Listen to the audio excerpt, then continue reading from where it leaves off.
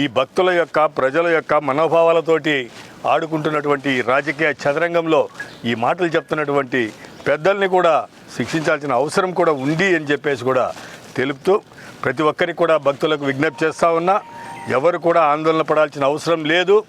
ఈరోజు రాజకీయంగా ఎవరి పార్టీలకు వాళ్ళు అండగా నిలబడుతున్నారు. అది విధానం మంచిది కాదు.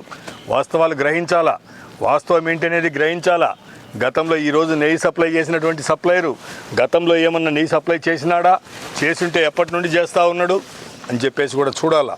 అవన్నీ ఎనికి తిరిగి చూసుకుంటే ఆ సప్లైరు మొదటిసారి ఈరోజు ఈ నెయ్యిని అనేది దేవస్థానానికి సప్లై చేస్తూ ఉన్నారు. రేటు ఇంత తక్కువకి ఎట్టొచ్చింది అంటున్నారు.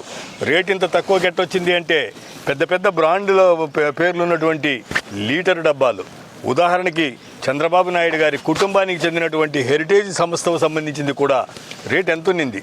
ఆ రేట్లో రాష్ట్ర డీలర్ దగ్గర నుండి, ప్రాంత డీలర్ దగ్గర నుండి, స్థానికంగా అమ్మేటువంటి వ్యక్తి కనుక ఎంత కమిషన్ల కింద వాళ్ళకు ఆ లాభం కింద డబ్బు ఇవ్వాలా, ప్యాకింగ్ ఛార్జెస్ ఏంది, ట్రాన్స్పోర్టేషన్ ఏంది, జిఎస్టీ ఏంది.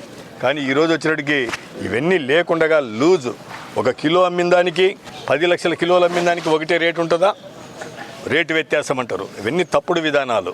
ఈరోజు ఇచ్చేటువంటి నెయ్యి వాళ్ళు ఇచ్చినా, ఇంకొకళ్ళు ఇచ్చినా పచ్చి పాల మీద ఉన్నటువంటి వెన్న శాతాన్ని తొలగించి తద్వారా దాన్ని వేడి చేసి కాచి ఆ నెయ్యి తయారు చేసి ఇస్తూ ఉన్నారు.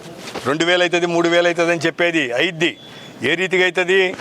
ఆ పాలు సేమరేసి కాగబెట్టి సేమరేసి పెరుగు కింద కన్వర్ట్ అయిన తర్వాత దాన్ని మజ్జిగ కింద జిలికి నెయ్యి తీస్తే ఆ మజ్జిగ కింద రేటు ఎక్కువ రాదు కాబట్టి మజ్జిగ కింద వేస్ట్ అయిపోతాయి డబ్బులు. అదే పాలల్లో వచ్చేటప్పటికి పచ్చిపాలు రీతిగానే అమ్ముతున్నారు. కాబట్టే ఈ వ్యత్యాసము అందరికీ తెలిసిన విషయమే. కాకపోతే రాజకీయ లబ్ధి కోసం దీన్ని అడ్డం పెట్టుకొని చలిమంట వేసుకోవాలనేటువంటి భావనతోటి చంద్రబాబు నాయుడు గారు, తెలుగుదేశం కూటమి ఈ రీతిగా చేయడం అనేది దుర్మార్గమైన చర్య. నిజంగా ఎవరన్నా చేసుంటే వాళ్ళు క్షమార్హులు కాదు, ఖచ్చితంగా శిక్షించాల్సిందేను. దాంట్లో ఎలాంటి అనుమానం పడాల్సిన అవసరం లేదు. ఆ పార్టీ ఈ పార్టీ అనేది కాదు.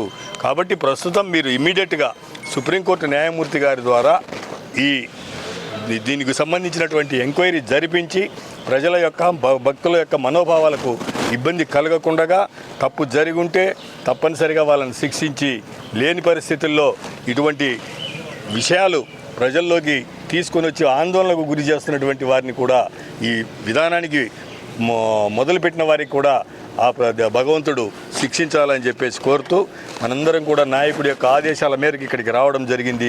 మీ అందరికీ కూడా